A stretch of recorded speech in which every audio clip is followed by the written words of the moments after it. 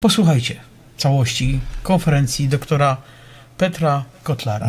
Stop, Marcin. Nagrywać, powielać. Informować. Ja wiem, że te kurwy głupie nie przyjmują tego argumentu, ale one się zaszczepiły i one pozdychają. Wiem o tym. Ale to jest prawy człowiek, który dał świadectwo prawdzie. Dziękujmy Opatrzności, Panu Bogu, dobrym duchom za Jego życie i za Jego prawdę. Proszę. Dámy a páni, ďakujem aj médiám za to, že sa zúčastňujú aj živým prenosom tejto tlačovej besedy alebo tlačovej správy. Uvidíme, aký bude priestor na otázky. Samozrejme, trošku technika zlyhala v správny moment, kedy sa dali aj graficky odprezentovať výsledky, ktoré dnes sa plánujú zverejniť. Takže verím, že v najbližšej dobe budem môcť odprezentovať aj grafickú analýzu jednotlivých výsledkov. Na vláde som sa zaviazal, že do 31.3.2025 zrealizujem analýzu retenčných šarží vakcín používaných pre slovenskú populáciu proti ochoreniu COVID-19 a tak plním svoj záväzok. Zrealizovaný postup, priebeh a výsledky budem kompletne prezentovať na vláde. Som pripravený stihnúť termín do 31.3.2025 podľa zadania. Z dôvodu závažnosti predbežných výsledkov a z dôvodu podozrenia na marenie tieto analýzy realizovať a prezentovať som sa rozhodol najmä z bezpečnostných dôvodov pre túto tlačovú správu. V záujme ochrany zdravia slovenského obyvateľstva vyzývam verejne generálneho prokurátora Maroša Žilinku, aby vo veci bezodkladne konal. Žiadam ho, aby táto informácia bola v krátkom čase dôkladne prešetrená a aby sa zabezpečilo, že sa na jej vyšetrovaní nebudú podieľať tie zložky štátu, ktoré sú zodpovedné za jej bagatelizovanie a utajovanie objektívnych skutočností.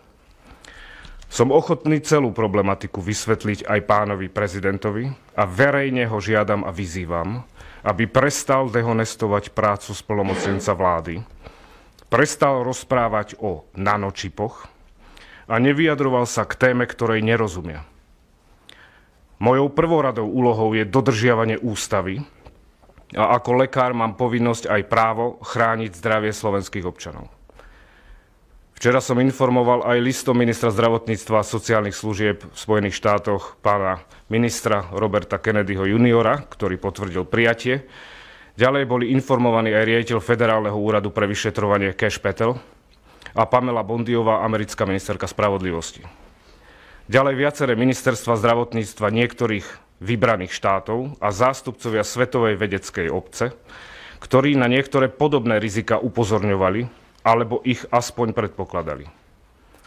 Musím potvrdiť, že mnohí čakajú na moju oficiálnu správu, aby jednotlivé štáty upriamili svoju pozornosť na realizáciu vlastných analýz. Bolo analyzovaných 34 šarží od spoločnosti Pfizer a Moderna do tohto času, ktoré boli uskladnené podľa správneho chladového reťazca a len tie, ktoré boli použité pre slovenskú populáciu v čase epidémie COVID-19. Dnes vám predstavím najpodstatnejší výsledok analýzy. Môj predpoklad, že sa vo vakcínach nachádza aj malé množstvo DNA ako kontaminácia, ktorá vznikla pri výrobnom procese, nebola potvrdená. Za to sa ospravedlňujem. Z hľadiska garantovania obsahu spoločnosť Moderna aj Pfizer uvádza, že je prítomná len mRNA plus niektoré ďalšie zložky. To by bolo relatívne v poriadku, ak by nebolo už jednoznačne preukázané, že produktom mRNA vakcíny je toxický, kardiotoxický S-proteín, ktorého cesty patologického pôsobenia som odovzdal vo forme 150-stranového dôkazového elaborátu na vládu. Rovnako pripravím tlačovú správu, aby som poradil aj pánovi Palkovičovi, šéfovi Úradu pre dohľad nad zdravotnou starostlivosťou, ako imunohistochemickými metódami odhalí odlíšenie prítomnosti S-proteínu syntetizovaného programom z mRNA vakcíny od nukleokapsidového proteínu vírusu SARS-CoV-2 a tak určil primárnu príčinu smrti. Výsledok analýzy. Vážená verejnosť a vedecká obec. Výsledky analýzy všetkých, opakujem, všetkých analyzovaných šarží dokázali, že v každej jednej ampule sa nachádza enormne vysoké množstvo DNA, vektor, ktorý kóduje kazetu pre syntézu S-proteínu, ak nie aj iné proteíny. Takmer v rovnakom množstve ako mRNA sa tam nachádza teda aj DNA. V 3 prípadoch je dokonca obsah DNA vyšší ako mRNA. To už ani nemožno považovať za vakcínu mRNA, na princípe mRNA. Tento genetický kód pre syntézu S-proteínu, táto informácia uložená v tejto DNA, je v porovnaní s mRNA stabilná, vie sa integrovať do ľudskej jadrovej DNA a následne sa takýto ľudský organizmus stáva, nebojím sa povedať oficiálne, geneticky modifikovaným organizmom. Geneticky modifikovaný organizmus je organizmus, ktorého genetický materiál bol úmyselne zmenený. Toto sa robí napríklad na kukurici a v medicíne je to v štádiu výskumu. Nejde teda o žiadnu kontamináciu vakcín, ale o účelové obrovské množstvo genetického materiálu, ktorý dokáže prechodne, tranzientne transfekovať ľudskú jadrovú DNA a táto transfekcia sa môže stať stabilnou a trvalou. Táto transfekcia môže s dostatočne vysokou pravdepodobnosťou ovplyvňovať aktivitu tumorsupresorových génov a spôsobiť vznik nádorových ochorení. V bunkách, ktoré sa nedelia, napríklad myokard a nervové bunky, spôsobujú takéto programovania presýtenie proteosyntetického aparátu bunky a bunka hynie. Je možné, že v tejto DNA sa nachádzajú aj iné povely, čo predpokladajú výsledky analýzy, ktorých ale prítomnosť treba preukázať, ale to verím, že zrealizujú iné štáty vo svojej kompetencii. Ide teda o zmes mRNA a DNA, alebo v niektorých prípadoch o zmes DNA a mRNA. Hrozbou je stabilná transfekcia, inkorporácia do ľudskej DNA s trvalou expresiou transgénu, vznik rakoviny alebo smrť buniek presýtením proteosyntetického aparátu bunky. Ak to treba povedať ľudsky, hoc nepekne. Moderna a Pfizer z očkovaných spravili geneticky modifikované organizmy, narábali s ľuďmi ako s kukuricou bez ich vedomia. Vysoký obsah DNA v takomto rozsahu je absolútne škandalózny a okamžite by malo byť zakázané použitie týchto preparátov v našej populácii. Tieto zistenia sú tak závažné, že generálny prokurátor by mal okamžite konať, vedecká obec by mala byť na poplach a všetci propagátori vakcíny by mali stiahnuť uši.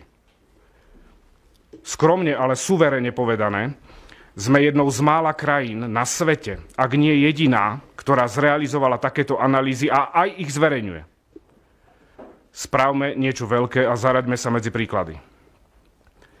Tieto firmou negarantované súčasti obsahu vakcín by mohli byť použité plnohodnotne v súdnych sporoch s farmafirmami, rovnako by mohli poslúžiť Najvyššiemu kontrolnému úradu a iným zložkám štátu pre účely vypracovania postupu na odmietnutie vyplatenia sumy za predobjednané množstvo vakcín do roku 2026. My sme si totiž objednali malé osobné autíčko a oni nám dodali veľký bojový tank. Ostatné zložky vakcín sú síce podstatné, ale menej závažné. Budú súčasťou oficiálnej správy pre vládu Slovenskej republiky.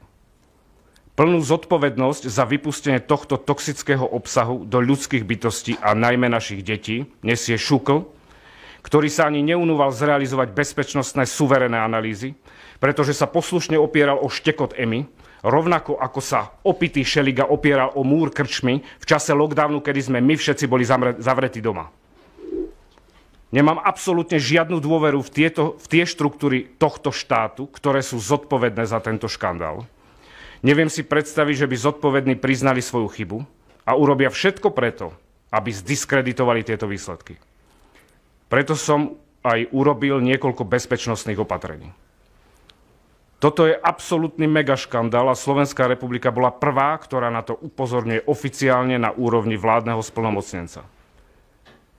Ľudia, a z nich dnes už mnohí pacienti, sa majú plné právo informovať, prečo im bola podaná génová terapia, ktorá má prinútiť telo produkovať toxín. Majú plné právo si vymáhať odškodnenie, ak je výsledok analýzy takýto. Slováci, my nie sme kukurica. Som zvedavý, či v informovaných súhlasoch je zmienka o tom, že pacient má podstúpiť génovú experimentálnu terapiu. Ani neviem, či vlastne ďakujem za pozornosť, pretože všetky médiá je vašou povinnosťou informovať verejnosť o tak závažných zisteniach. Myslím si, že na rozpútanie ďalších analýz v kompetencii informovaných štátov to úplne postačuje. Je to absolútny škandál, ktorý pohŕda znalosťami vedy a právami človeka. Bola narušená integrita slovenského genofondu. Ďakujem za pozornosť. Moglibyście powiedzieć, że to oczywiste. Wszyscy o tym od dawna wiemy, mówimy, przeczuwaliśmy te kwestie, ale powiem tak. Wy tak. My tak. Ale ja dostałem pół roku więzienia za niezgodę na zamknięcie Wojciecha. Za to, że sprzeciwiał się m.in. ustawie Hoca, która miała doprowadzić do de facto zmuszenia ludzi do szczepień, do przyjmowania tego syfu. Wojciech, rok i 8 miesięcy. Słuchajcie, teraz nie dość, że powinniśmy zostać za to uniewinnieni, otrzymać odszkodowanie, to jeszcze powinniśmy dostać nagrodę. Nagrodę za ratowanie ludzkości.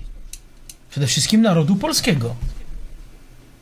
No oczywiście dostajemy nagrodę od was. Każde spotkanie, które kończy się tym: dziękuję chłopaki, uratowaliście mi rodzinę. Bo są takie spotkania. Ale myśmy się wszyscy przykładami, a mój brat nie posłuchał. Uwierzył tym kurwom z TVN-u i chodzi połamany i doskonale wie, że to po tym.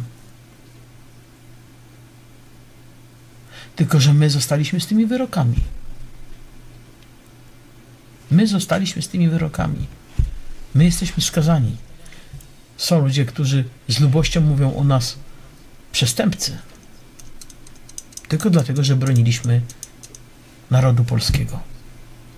Tylko dlatego. Kamraci, to wystąpienie polityka słowackiego, lekarza, jest nie do przecenienia.